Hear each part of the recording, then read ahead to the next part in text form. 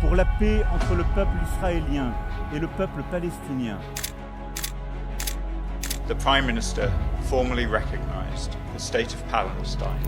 Of whatever political stripe has supported a two-state solution, as many other countries. برطانیہ، France, Canada سب نے فلسطین کو ریاست مان لیا۔ Of the state of Palestine is empty symbolism. یہ بڑی خبر ہے، لیکن اصل سوال یہ ہے کیا فلسطینی عوام کی زندگی میں کچھ بدلے گا یا یہ صرف ایک ڈپلومیٹک تاثر ہے؟ یاد رکھیں فلسطین 2012 سے UN میں نان ممبر آبزرور اسٹیٹ ہے۔ تقریباً 80% ممالک فلسطین کو تسلیم کر چکے، لیکن فرق یہ ہے کہ اس بار یہ ریکگنیشن صرف مسلم دنیا یا گلوبل ساؤتھ سے نہیں آیا، بلکہ وہی مغربی طاقتیں جو ہمیشہ اسرائیل کی پشت بنا رہی ہیں اب تقسیم ہو رہی ہیں۔ فلسطین کو یہ ریکگنیشن نئے ٹولز دیتا ہے، بین الاقوامی عدالتوں میں کیسز، مختلف ٹریٹیز میں شامل ہونے کا حق اور مکمل ڈپلومیٹک مشنز کا درجہ۔ یعنی فلسطین اب صرف ایک کاز نہیں رہا بلکہ ایک قانونی سبجیکٹ بن رہا ہے۔ لیکن ریکگنیشن کافی نہیں۔ UN سیکورٹی کاؤنسل میں 14 ممالک نے سیز فائر کی حمایت اور صرف امریکہ نے ویٹو کر دیا۔ یہ وہی امریکہ ہے جو ڈیموکریسی کا چیمپئن کہلاتا ہے، لیکن جب معاملہ فلسطینی جانوں کا آیا تو واحد ملک بن گیا جس نے جنگ بندی روکی۔ یہی تضاد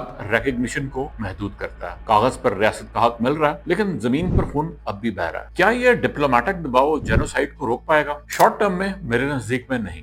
اسرائیل اب بھی بمباری اور محاصرہ جاری رکھے گا، لیکن لانگ ٹرم میں یہ ریکگنیشن اسرائیل کو آئسولیٹ کرے گا۔ جب زیادہ سے زیادہ ممالک فلسطین کو ریاست مانیں گے تو اسرائیل کی پالیسیوں کو لیجیٹمائز کرنا مشکل ہو جائے گا۔ اسی لیے نیتن یاہو کہہ رہا ہے کہ یہ ڈینجرس پریسیڈنٹ ہے۔ اب سوال یہ ہے کہ مسلم دنیا کہاں کھڑی ہے؟ ہمیشہ تاخیر سے جاگتی ہے لیکن دیر آئے درست آئے۔ قطر سمٹ، سعودی پاکستانیوں کا ڈیفنس پیکٹ اور یہ ریکگنیشن کی نئی ویو، یہ سب بتاتے ہیں کہ فلسطین اب صرف فلسطینیوں کا مسئلہ نہیں رہا، یہ ایک گلوبل کاز بن رہا ہے۔ ریکگنیشن کے بعد اب اصل امتحان ایکشن کا ہے۔ لیگل فرنٹ پر ICC اور ICJ میں جینوسائیڈ کے مقدمات ہوں، اکنامک فرنٹ پر بائیکاٹ اور ڈیویسٹمنٹ جیسے سینکشنز اور کمپینز چلیں، پولیٹیکل فرنٹ پر مسلم دنیا کو انسٹیٹیوشنل اقدامات کی طرف جانا ہوگا کہ صرف بیانات تک محدود رہیں۔ تو سوال یہی ہے کیا فلسطین کو ریاست مان لینا ایک حقیقی تبدیلی ہے یا بس ایک علامتی سیاست؟ میرے نزدیک یہ ایک دروازہ ہے، لیکن اگر اس کے پیچھے